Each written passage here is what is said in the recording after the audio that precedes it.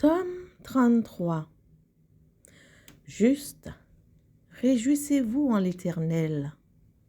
La louange sied aux hommes droits. Célébrez l'Éternel avec la harpe. Célébrez-le sur le luth à 10 cordes. Chantez-lui un cantique nouveau.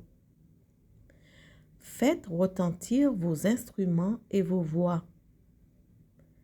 Car la parole de l'Éternel est droite, et toutes ses œuvres s'accomplissent avec fidélité.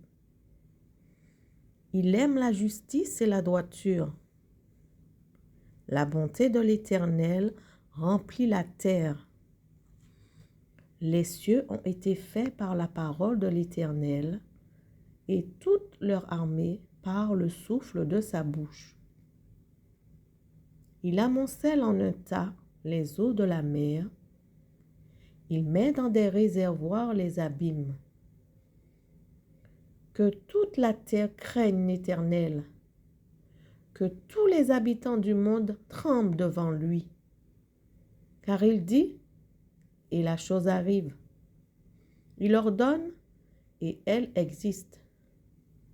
L'Éternel renverse les desseins des nations. Il anéantit les projets des peuples. Les desseins de l'Éternel subsistent à toujours, et les projets de son cœur de génération en génération. Heureuse la nation dont l'Éternel est le Dieu. Heureux le peuple qu'il choisit pour son héritage. L'Éternel regarde du haut des cieux, il voit tous les fils de l'homme. Du lieu de sa demeure, il observe tous les habitants de la terre, lui qui forme leur cœur à tous, qui est attentif à toutes leurs actions. Ce n'est pas une grande armée qui sauve le roi. Ce n'est pas une grande force qui délivre le héros. Le cheval est impuissant pour assurer le salut, et toute sa vigueur ne donne pas la délivrance. Voici, l'œil de l'Éternel est sur ceux qui le craignent, sur ceux qui espèrent en sa bonté, afin d'arracher leur âme à la mort et de les faire vivre au milieu de la famine. Notre âme espère en l'Éternel.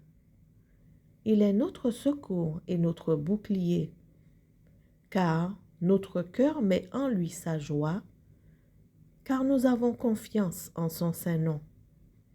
Éternel, que ta grâce soit sur nous, comme nous espérons en toi.